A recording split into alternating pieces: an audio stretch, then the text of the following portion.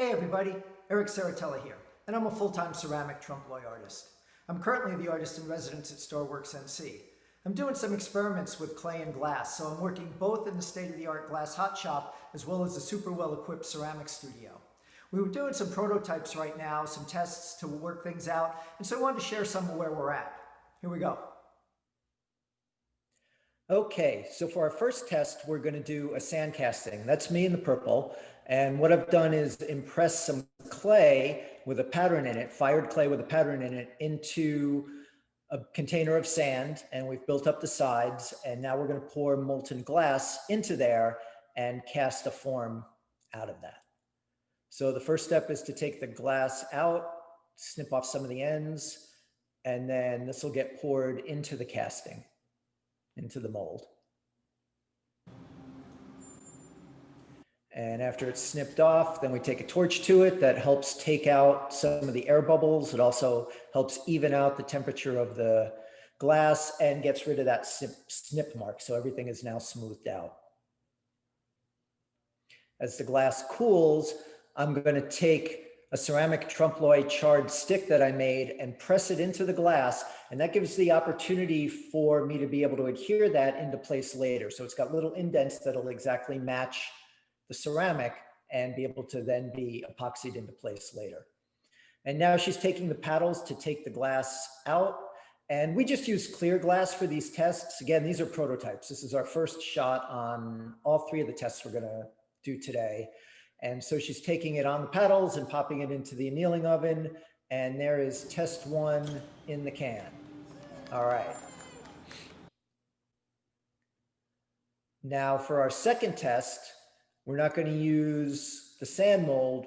We're going to put the glass right onto the table. So this is a stainless steel table with a stainless steel pad. You can see the ceramic trompe l'oeil charred stick in the foreground. Again, that's going to be adhered into place after the glass has been annealed.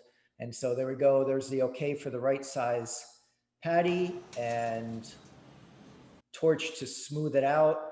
And now, especially without the sand mold, it's important to keep the outside of the glass hot because the outside cools quicker than the inside. And as the glass cools, I can press it in and bam, there's the pattern in the glass. And again, that black on the clay pattern is graphite, and that helps it release out of the glass. And now I'm going to press the stick in a different pattern. And that again will allow it to be adhered in later.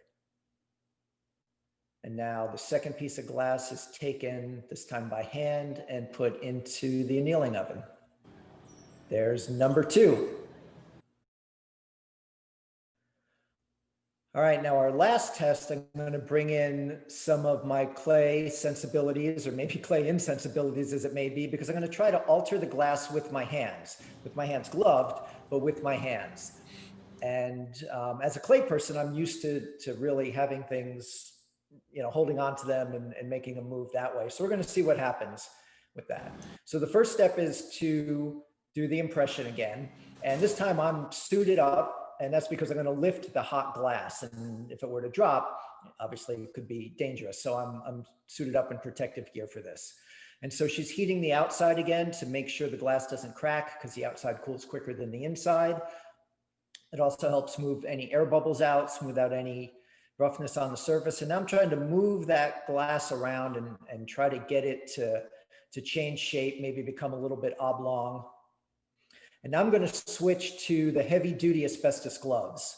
And they didn't have the dexterity to press the clay in with, but now I need something really thick and strong to be able to pick the glass up. And we decided to do one more impression as the glass was so hot with the first impression that it didn't really hold well.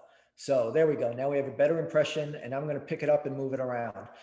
I got to say, this was really fun. It's kind of awkward. This is the first time we've done this, so I had no idea how the glass was going to move, what it was going to feel like, how much flexibility it would have. So it was kind of a live and learn experience. It had the shape I wanted, but the glass was so hot that you can see it starting to slump down.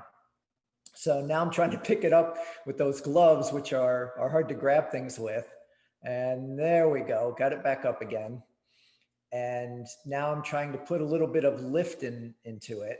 And so one of the things we learned is we definitely need to have a supply of metal or graphite that we can use to hold the shape once it's made. So now the glass is firming up a little bit. You can see I've got a little bit of movement. I'm trying to still get that lift in there, but the glass is cooling and setting up. Look at that beautiful pattern under there. So that's what I'm going for, is to have light shine through and create some really cool patterns through the glass. And so now as it cools, I'm going to take this one to the annealing oven. And with a little bit of help here, mask down and into the annealing oven. And test number 3. Awesome job, team. That was amazing. Well, that was just way too much fun. I had such a blast. There's so many opportunities with what Starworks offers. I just can't wait to take all of this to the next level. Thanks so much for watching.